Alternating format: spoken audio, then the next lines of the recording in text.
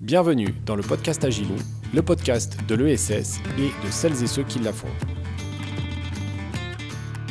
Donc nous sommes toujours en direct live des journées métropolitaines de l'ESS organisées par la métropole de Lyon, dans les coulisses des journées métropolitaines de l'ESS. Et c'est au tour d'Emeline Baume de passer derrière le micro. Merci Emeline d'être là. Donc Emeline Baume qui est vice-présidente de la métropole de Lyon, en charge notamment de l'ESS, mais il y a aussi l'économie, le numérique, les marchés publics. J'en ai oublié ? Non. Ok, ça va, je suis à peu près bien. Très bien. Bonjour Emeline et merci d'être là. Bonjour, merci de m'inviter. Avec plaisir. Donc, le but du podcast Agilou, on le rappelle, c'est d'essayer de retracer à travers le parcours des gens cette fameuse quête de sens que dont tout le monde témoigne aujourd'hui. Donc, essayer de la matérialiser à travers des souvenirs d'enfance, à travers un parcours. Sachant que des fois, il y a des souvenirs dont on a une autre lecture plus tard et qui parfois va venir traduire notre engagement. Donc on va essayer de faire ça avec toi, si tu en es d'accord. Il n'y a pas de limite ou il y a les limites que tu souhaites. Il n'y a pas de problème dans l'exercice non plus. Tu peux aussi dire que c'est trop intime ou quoi que ce soit. Ce n'est pas l'objet. L'objet, c'est vraiment d'essayer de comprendre. Et je commence justement par une question très absurde pour tout de suite déclencher la discussion en général avec chaque invité. La première question, c'est... Si demain c'était la fin du monde, super perspective, qu'est-ce que toi tu pourrais dire en te retournant sur ton parcours que tu as fait pour essayer de l'éviter cette fin du monde ? C'est-à-dire qu'est-ce que tu aurais fait, tu penses, qui a contribué à sauver la planète ou les humains ou les deux ? J'ai fait en fait, juste j'ai fait, je suis pas restée passive, je me suis engagée. Ok, très bien, parfait, c'est synthétique et efficace. Et donc du coup on va essayer de plonger dans cet engagement. Donc l'autre question un peu marotte du podcast Agilou, c'est qu'on va essayer de parler de l'enfance. Qu'est-ce que c'est pour toi les couleurs, les sons, les odeurs, les saveurs de ton enfance ? Alors c'est des fossés avec des feuilles de platane, parce qu'on jouait, on se cachait sous les feuilles de platane dans les fossés. Je viens d'une famille très nombreuse, avec énormément de cousins et de cousines et de frères. J'ai pas de sœurs, mais j'ai des frères. Donc il y a ça, et comme son et comme odeur...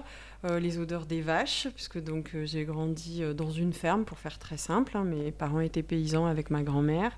Les odeurs de l'herbe coupée, de l'herbe sous la pluie. J'ai eu énormément de chance. Je pense que j'ai eu une enfance idyllique parce que dans la nature, avec un grand N, à une époque où on n'avait pas peur de laisser les enfants libres. J'allais à vélo à l'école et je ne laisserais pas mes propres enfants faire autant de kilomètres dans la campagne à vélo pour aller à l'école. Je ne laisserai pas, jamais en tant que parent, je ne laisserai faire mes enfants ce que j'ai fait. On se jetait dans le vide depuis le grenier à foin, voilà. Mais c'était génial, parce que du coup, je pense que ce qui m'a marqué, je te rejoins sur quand on relit son histoire, on prend conscience de... Mes parents ne m'ont pas fait lire La France agricole alors qu'ils y étaient abonnés, par exemple. En revanche, quand il a fallu que je m'oriente, dans une famille où on ne parlait pas de parcours professionnel et tout ça, ça n'existait pas. Je suis spontanément allée à l'université en biologie parce que je voulais comprendre pourquoi, même si je l'avais appris en 4e, en 3e, mais pourquoi les feuilles étaient vertes, etc. Et tout ça, je pense que c'est né du fait que j'ai grandi dans la nature avec un grand N, dans l'Ain, donc un territoire pas particulièrement particulier, quoi. J'étais pas dans les Hautes-Alpes ou dans les Pyrénées, tu vois. Oui, l'Ain, on le connaît parce que c'est le 01 sur la plaque d'immatriculation. Moi, je dis souvent, je viens de l'Ain et du bout de l'Ain, du rien. C'est-à-dire, c'était ni la Bresse, ni la Dombes, dans l'entre-deux. Et finalement, ça m'a apporté beaucoup. D'accord. Mais c'est marrant parce que ça fait écho à ce que disait Nicolas Mérieux juste avant, qui lui a grandi à cheval entre le village olympique à Grenoble et le Pléné à côté des Sept-Lots, et qui disait la même chose que toi, c'est-à-dire la liberté de j'avais eu 12 ans, je conduisais le tracteur de mon grand-père et personne ne me disait rien. Alors moi j'ai une anecdote, j'ai réussi, bien avant 12 ans, c'est pour ça que je dis jamais... Donc j'ai conduit le tracteur. Il y a prescription. Et j'ai fait tomber un champ de bottes de foin. Et je me souviens très bien de la réaction de mon papa, qui n'était pas dans la bienveillance, mais j'avais 8 ans et j'avais très peur de conduire en fait, en vrai. Okay. Mais voilà. Et j'ai conduit une moissonneuse-batteuse. Donc une forme de liberté qui aujourd'hui serait pas hyper bien perçue et par toi, comme tu le dis, mais qui en même temps est peut-être un fondement dans l'apprentissage. Ouais. Ok. Énorme. Après l'enfance, il y a une période plus ou moins heureuse qui s'appelle l'adolescence, plutôt moins que plus en général, mais voilà. Et c'est pareil, l'adolescence, c'est le début de certaines prises de conscience, par exemple d'abord à des activités artistiques, la musique, le cinéma et trucs comme ça. Et du coup, c'était quoi la bande son de ton adolescence? C'était quoi l'artiste, l'album, la musique, si tu écoutais de la musique? Et si c'était pas la musique, c'était quoi?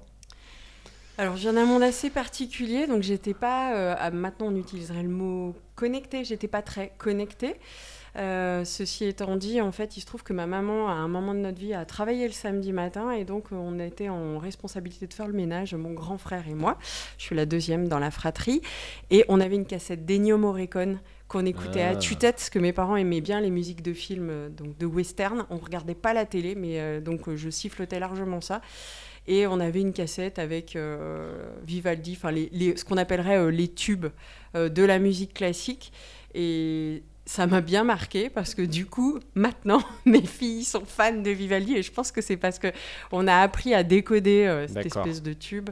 Voilà. Mais du coup, j'ai pas vécu une adolescence en écoutant les musiques à la mode, ce qui m'a valu, en plus de ce que tu disais spontanément, l'adolescence, c'est pas toujours facile de pas être hyper intégrée. J'étais toujours la déléguée au collège, parce que j'avais cette habitude en fait de vivre dans le collectif. C'est pour ça que j'ai précisé que je viens d'une famille nombreuse et dans un endroit assez grand, un château en fait, où les cousins venaient à toutes les vacances et c'était comme ça, c'était la norme. Voilà.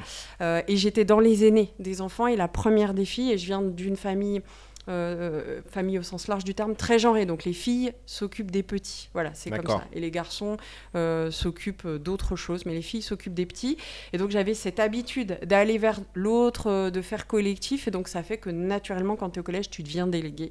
Ouais. Voilà, c'est pas pour autant que tu as des amis. Et donc moi, parce que c'est plus que de l'engagement, c'est du dévouement. Ouais, voilà, et c'est pas tout à fait pareil. J'ai une culture judéo-chrétienne très forte, mais ce qui fait que j'avais pas spécialement beaucoup d'amis au collège.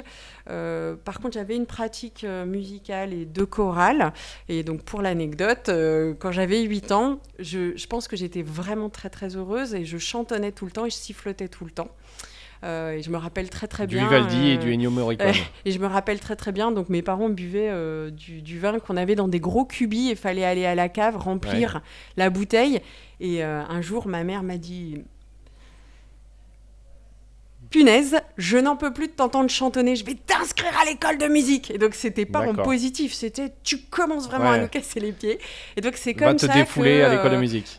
J'ai passé tous mes mercredis après-midi, de mes 8 ans à mes 12-13 ans, à l'école de musique où j'avais solfège, instrument, chorale, et j'ai adoré. Et pareil, inconsciemment, je ne sais pas, mais il se trouve que j'ai une fille qui chante dans 2 chœurs et qui chante très bien et qui... en tout cas, aimait le vœu d'aller en classe à horaire aménagé voix, et je pense que ça vient pas de nulle part. Donc voilà. Ok. Donc la bande-son de ton adolescence. Il y a l'autre chose qui se passe à l'adolescence, il y a aussi les premiers phénomènes de catégorisation sociale dans la cour du collège, du lycée.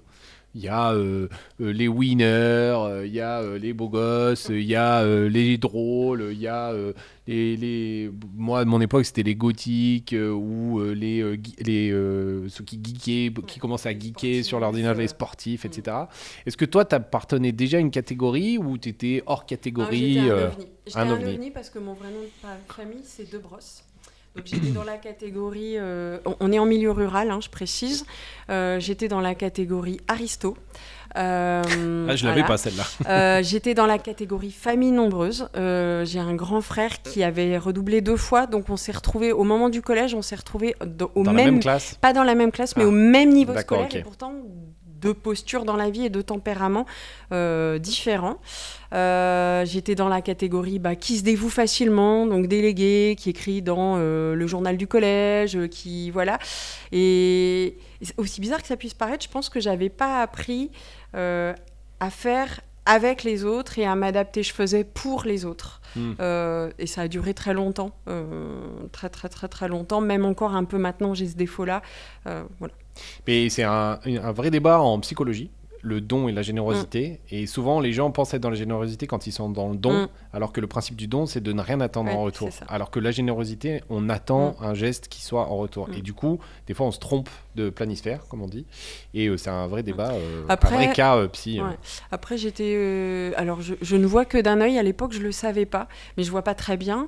Au collège, je n'avais pas de lunettes. Je pense que ça a compté. Donc, du coup... Ah oui, ça devait peser un peu quand même. Voilà, il y a des... je le dis parce que en fait, il y a plein de gens qui découvrent en devenant parents ou en étant adultes que finalement, ils avaient une petite forme de handicap. On parle beaucoup des troubles du spectre autistique maintenant et tout. Et souvent, c'est détecté assez tard et ça explique aussi rétrospectivement des difficultés scolaires ou des difficultés sociales. Et moi, je l'ai compris hyper tard. Je l'ai compris en licence. D'accord. Ok, donc quelques années après le bac. Ouais. Ok.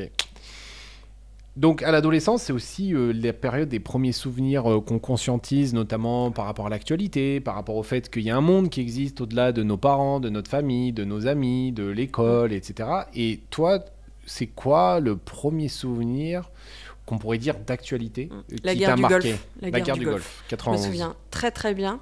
La guerre du Golfe, et on en parlait dans la cour. On tournait en rond dans la cour avec deux personnes de ma classe et on essayait de comprendre la guerre du Golfe. Ça, je m'en souviens très très très très très très bien. Donc la fameuse déclenchée par George Bush senior. Oui, c'est ça. En fait, le parti pris des États-Unis de vouloir écraser l'autre, en fait. Ça m'avait beaucoup touchée et à ce moment-là, donc je l'ai dit, j'ai une culture judéo-chrétienne, je viens d'une famille catholique engagée, assez conservatrice. Et à ce moment-là, moi, je faisais partie du mouvement eucharistique des jeunes et j'allais aux rencontres de Thésée, donc un système de rencontres mondiales presque altermondialiste. Okay. Et donc, ça m'a bien marqué. Je me souviens m'être dit, mais en fait, comment un État peut imposer sa vision du monde, ça m'a vraiment marqué. Ok, la guerre du Golfe, ok. Et on est dans un podcast aussi, on est dans la recherche de ce qui s'est passé dans la quête de sens. Donc, tes études, donc tu vas jusqu'au bac de manière plutôt classique. Classique, ouais. Plutôt bon élève, plutôt moyen. Eh ben justement, alors pas de catégorie, c'est-à-dire que, alors j'ai une histoire familiale perturbée et là Joker qui est liée à une secte, donc pas trop envie de développer, mais qui malheureusement est arrivée entre ma 3e et ma terminale, qui a énormément ébranlé ma cellule familiale, papa, maman, les frères et moi. Qui a fait qu'on a bougé géographiquement. Donc j'ai fait ma seconde dans un lycée, ma première dans un autre lycée et ma terminale ailleurs. Et ça aide pas à avoir un corps éducatif qui a confiance en toi. Et donc je pense que j'étais moyenne plus en fait. J'avais plutôt des aptitudes et plutôt travailleuse. Mais comme j'ai changé en terminale, la seule fois où mes parents se sont intéressés à moi, ils sont allés à la réunion parents-prof. Ma prof principale, qui était ma prof de bio en termes, a dit à mes parents, elle aura jamais son bac. J'ai eu mon bac avec mention très bien. Et ça, ça montre un peu le regard aussi que des enseignantes et enseignants peuvent avoir sur un jeune qu'ils n'ont pas suivi, dont ils n'ont pas vu la progression, ils n'ont pas vu la fratrie, ils connaissent pas les parents et ils n'arrivent pas à te situer socio-culturellement. Et moi, mes parents, ils n'étaient pas situables quand j'étais au lycée parce que mon papa avait repris ses études. J'avais des parents qui n'avaient pas terminé leurs études pour plein de raisons. Donc, mon papa a passé l'équivalent bac à peu près au moment où moi j'étais en première et ma maman a dû chercher du travail et devenue enseignante, mais voilà, donc j'étais nulle part en fait, dans aucune case. Donc un bouleversement complet en fait. Voilà. Mais bac, donc première année du bac scientifique, c'était la réforme spécialité bio, SVT. Et donc, tu es partie en licence de bio, je suppose? Voilà, donc je suis partie en bio, pareil, par hasard. En fait, j'avais passé, donc j'avais besoin de sous quand j'étais au lycée. Et donc, j'avais passé mon BAFA, puis mon BAFA-D. En même temps, je suis devenue scout, cheftaine scout, pas jeune scout. Et donc, je passe le bac. Donc, je le passe à Villefranche-sur-Saône. Et je pars tout de suite encadrer un camp, d'abord de scout, puis ensuite un camp d'une association en tant que directrice. Et donc, je ne vais pas voir les résultats à Villefranche, je vais les voir à Lyon, parce que c'était plus facile pour moi en train. Et la première université qui ouvrait ses inscriptions, c'est quand on y pense, mais j'espère que dans ma famille, je ne ferai pas ça, c'était l'université Claude Bernard, Lyon 1, biologie. Bon, je vais m'inscrire en bio, parce que c'était les premiers, en fait, qui ouvraient leurs inscriptions. Il fallait que je m'inscrive quelque part. Mais j'hésitais entre bio, géographie, économie. Et surtout, en fait, je ne me projetais pas dans une vie professionnelle. Ma vie, c'était d'accompagner des enfants et des jeunes. Je suis repartie, j'ai passé tout mon été à encadrer des gamins. Puis j'arrive en septembre en fac de bio. Qu'est-ce que vous voulez faire ? Je sais pas, moi. Ok. Voilà. Et donc après la suite de ton cursus, c'est quoi tes diplômes ? Enfin, qu'est-ce que tu fais de tout ça ? Alors après, cursus haché, parce que pareil, petite particularité, quand je suis de mémoire, donc en licence pour rassurer un peu mes parents, je passe en même temps un BTS agricole sur la gestion et maîtrise de l'eau. Voilà, donc je fais un mini double cursus en licence, et la licence c'était biologie des écosystèmes et des populations.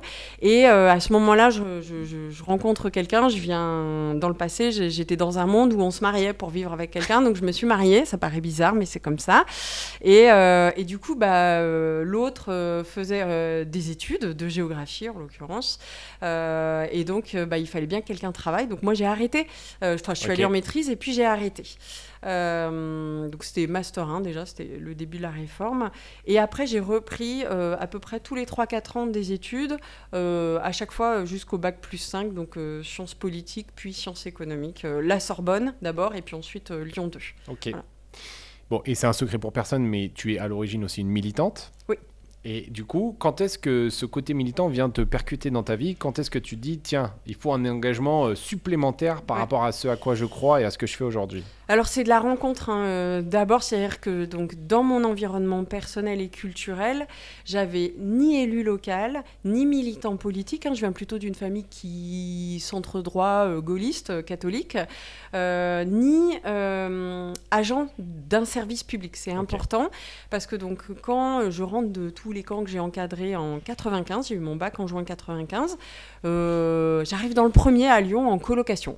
Dans le premier, par hasard. Et donc, dans le premier, à cette époque-là, il y a un gars qui s'appelle Gilles Bunat, qui est écologiste et qui est maire.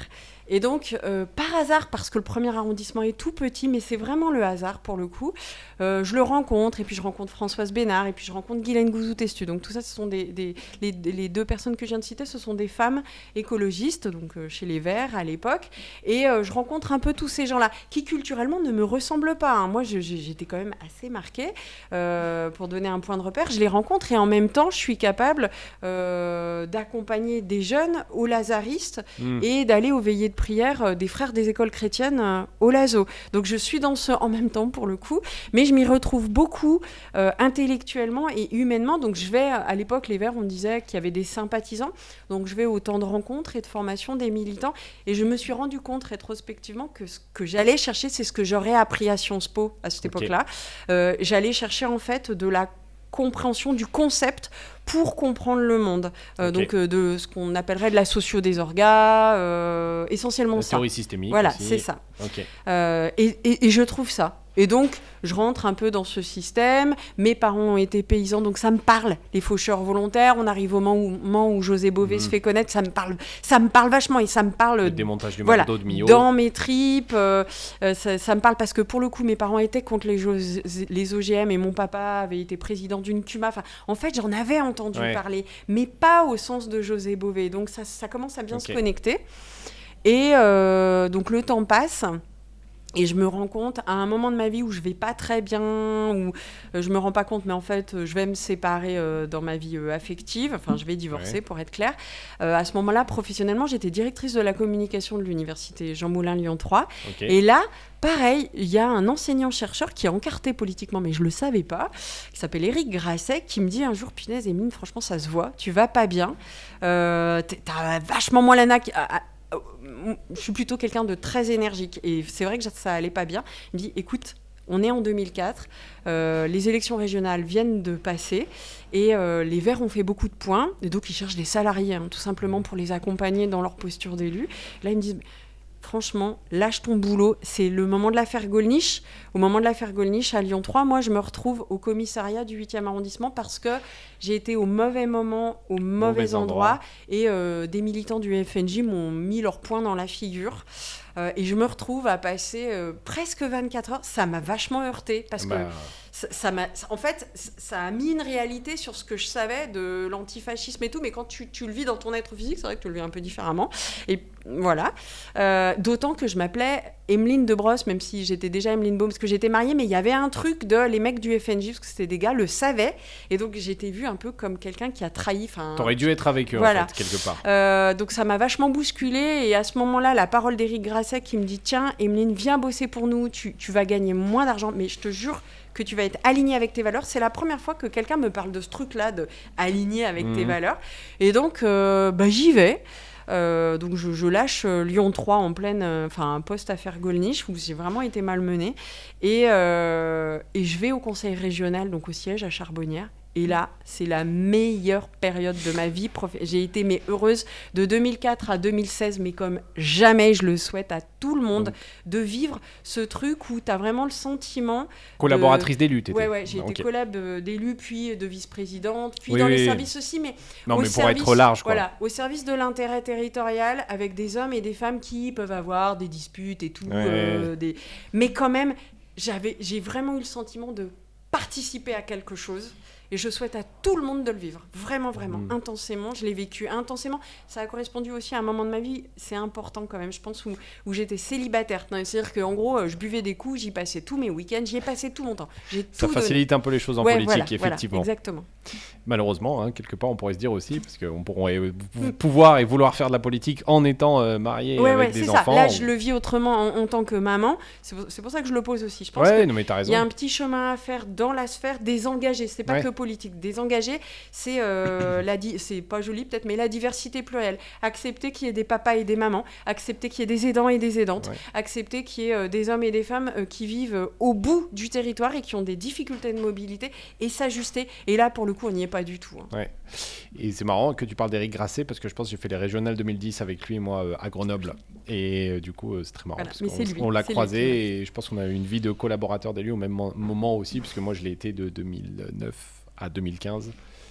C'est ça, de 2009 à 2015. Donc, je vois bien le parcours et peut-être qu'il écoutera ça, mais un petit salut à Éric Grasset. Je pense, sur lui. Et et donc du coup, il y a une deuxième bascule pour toi qui est de passer de militante à élue. Et qu'est-ce qui fait la bascule pour toi ? Est-ce que c'est un hasard ? Est-ce que cette fois, tu étais au bon endroit au bon moment ? Parce que des fois, c'est ça aussi la vie d'élu, c'est être au bon endroit au bon moment. Alors, j'avais pas prévu d'être élue. Pour moi, les élus, même les élus locaux de base d'arrondissement, puisque je vivais dans le premier, c'est complètement idiot ce que je veux dire, mais c'était des gens qui avaient fait Sciences Po, qui étaient des tronches. J'ai toujours ce côté-là à penser que... Faut être qualifié pour ça. Voilà. Ouais. C'est le hasard des rencontres, mais c'est aussi, je pense... une forme de solidarité féminine ou d'entraide féminine. Donc c'est Françoise Bénard, Guylaine Gouzou-Testu, Guylaine qui est décédée en 2011, Guylaine, élue du 4e arrondissement, dans le premier mandat Collomb 2001-2008, c'est son adjointe à l'ESS. Et il y a des législatives en 2007. Okay. Donc moi je suis sympathisante, je fais les campagnes, j'adore les campagnes, puis je suis très comme j'y crois, je suis très campagne, tout me va bien. Aller sur les marchés, tout ça. J'ai aucun problème, et j'ai aucun problème à prêcher pour un projet de société qui est incarné par quelqu'un ou quelqu'une d'autre que moi. Voilà. Et Guylaine cherche une suppléante en fait, elle voulait faire un ticket femme-femme, et donc je me retrouve suppléante en 2007. Je me souviens donc c'est ma première campagne en tant qu'élue. Et donc en fait de là tout déroule alors que j'avais pas prévu d'être élue, au point qu'en 2008, les municipales arrivent. Gérard Collomb monte des listes à l'époque gauche plurielle, PS, PC, spécialité locale, GAEC, gauche alternative écologique et citoyenne, et les Verts, on est toujours les Verts. Et donc moi je mets mon nom sur la liste du premier, mais en imaginant absolument pas être élu. C'est un réflexe quand t'es militante écolo, tu mets ton nom, de toute façon, qu'est-ce que tu risques ? Et donc là, je me retrouve élue. Et un jour, ça passe. Et on fait la liste passe au premier tour, et donc je me retrouve conseillère déléguée à l'économie sociale et solidaire et l'écologie urbaine. Et pour le coup, je tiens à le partager parce que je le dis assez facilement et c'est important. Ça ne veut pas dire que d'autres parcours ne sont pas bien, mais moi j'ai vraiment grandi en politique. C'est-à-dire que j'ai été petite élue d'arrondissement, petite élue du délibératif à l'époque au Grand Lyon, puis conseillère municipale, puis conseillère déléguée dans la nouvelle métropole de Lyon et maintenant vice-présidente. J'ai vraiment, pour le coup, gravi... Un vrai curriculum vitae politique. J'ai gravi les échelons. Et en tout cas, pour moi, c'est important parce que si j'avais été projetée direct première vice-présidente de la métropole, je ne sais pas si je dirais les choses... Il t'aurait manqué quelque chose, tu penses ? Ah oui, c'est évident. Okay. Vu mon mental, c'est évident. Bon, c'est l'époque aussi où on se croise, puisque j'évoque dans le podcast, j'essaye de faire venir des gens avec qui j'ai travaillé, avec qui, puisque moi, j'étais conseiller de l'ancien président de la métropole, David Kimmelfeld, sur les questions d'insertion, d'ESS et de sport. Et toi, tu étais délégué à l'économie circulaire. Tout à fait. Et donc, c'est comme ça qu'on s'est croisés. Ça Exactement. permet de situer les choses. Et donc, dernière question, puisque il faut qu'on fasse le lien avec la journée d'aujourd'hui. Et en plus, quelque part, tu as la possibilité d'être à la manœuvre de ça. La question d'aujourd'hui, c'est la bascule. Donc, c'est aussi qu'est-ce que sera l'économie sociale et solidaire de 2030, de 2040 ou qu'est-ce que toi, en tant qu'élu, mais en tant que personne aussi, tu voudrais que ce soit en 2030 ou en 2040 ?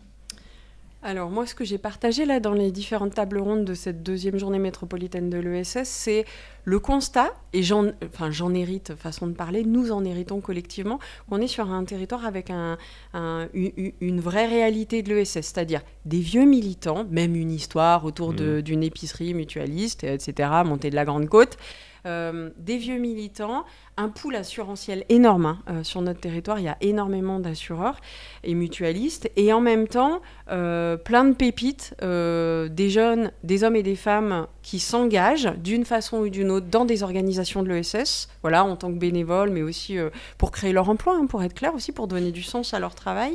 Et un écosystème d'incubateurs, de facilitateurs, de financeurs qui, moi je dirais en gros, depuis 2010, 2011, 2012, a grossi un petit peu. Il y a eu un moment important, le moment du French Impact, donc 2018-2019. Mais voilà, on est dans un territoire où il y a un écosystème fertile et j'invite chaque organisation, chaque personne qui a vraiment envie de donner du sens à son travail, de créer de la valeur sur le territoire et de répondre aux besoins essentiels des habitantes et habitants, à se rapprocher des organisations, des hommes et des femmes qui font vivre cet écosystème. Moi, j'ai juste la responsabilité, là, avec ma casquette métropole de Lyon, d'entretenir la vitalité de cet écosystème. C'est vraiment ça, de le nourrir en activant des chercheuses et des chercheurs, en activant de la finance publique, en activant aussi des acteurs privés pour encore plus hybrider les solutions, qui est un vrai gage de pérennité, puis en activant les leviers qui sont à la main de la collectivité territoriale, à savoir, en gros, il y a 2 gros sujets, les achats, l'achat public, et puis le sujet du parcours immobilier de ces porteurs de solutions pour qu'ils soient là, au bon endroit dans le territoire. Et qu'on a abordé tout à l'heure avec Grégory et la foncière Limace, par exemple. Voilà. Donc, vraiment, ce constat d'un écosystème qui existe, qu'il faut que cet écosystème reste fertile et l'entretenir, et puis une observation, une forme de défi quand même, parce qu'il faut quand même être sincère, c'est oui, cet écosystème il existe, et en même temps, il n'y a pas énormément de diversité et de mixité.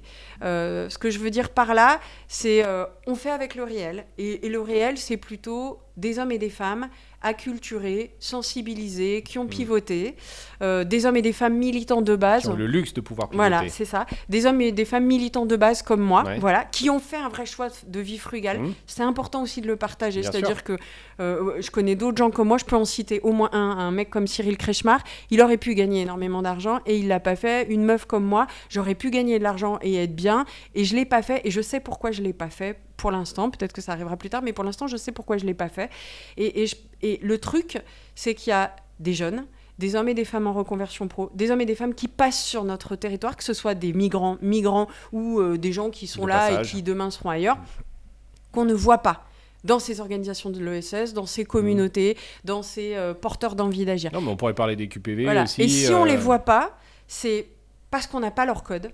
Moi je le dis, je ne viens pas autant, je viens du monde rural, un monde particulier, mais moi j'ai pris les codes des urbains, j'ai fait ce chemin, et ce chemin je l'ai fait en 15 ans à peu près, et je l'ai fait avec beaucoup de frugalité et d'humilité.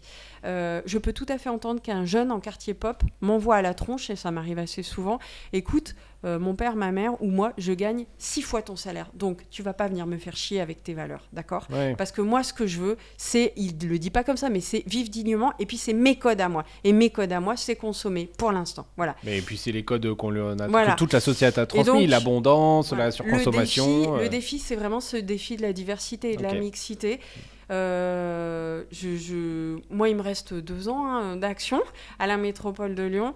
J'espère qu'on va, c'est un peu idiot ce que je vais dire, mais semer des graines pour qu'il y ait une suite. Et en tout cas, on aura réussi. Donc la réponse, c'est 2030, 2040. Le sujet, c'est la mixité et la diversité. Quand dans toutes les couches de la population, on saura ce que c'est que entreprendre en ESS, qu'on aura compris que l'économie de proximité et l'économie sociale et solidaire, c'est la solution pour ce qu'on appelle la résilience des territoires. C'est pas, je l'ai dit tout à l'heure en table ronde, c'est très bien le protectionnisme à l'échelle de l'Union européenne. En fait, la solution, elle est ici et maintenant par des collectifs d'acteurs qui répondent ce qu'on appelle aussi l'économie de solution. Voilà, aux besoins essentiels des hommes et des femmes. Parce qu'en fait, il faut jamais oublier une chose.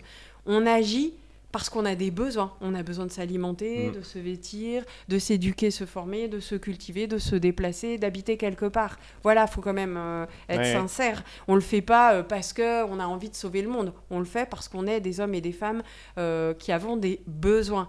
Et après, je veux terminer aussi là-dessus, on a besoin d'être en lien. Et c'est hyper important, et encore plus maintenant, et de comprendre l'autre. J'aurais presque pu partir, moi, en coopération décentralisée. J'ai vraiment le profil pour ça. Et je pense que là, dans le moment qu'on vit, mais ça fait quand même déjà quelques années où on parle du RN, machin et tout, du repli sur soi, il y a un vrai truc de parler de la dignité, parler de l'autre, se rencontrer, créer des liens, et c'est plus du tout à la mode.